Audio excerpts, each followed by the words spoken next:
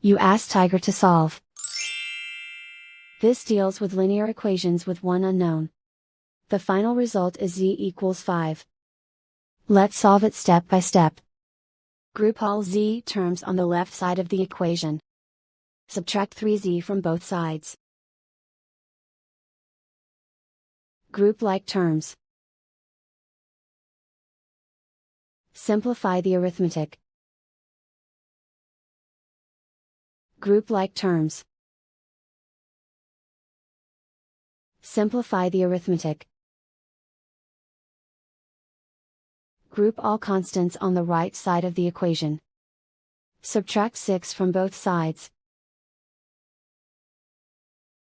Simplify the arithmetic.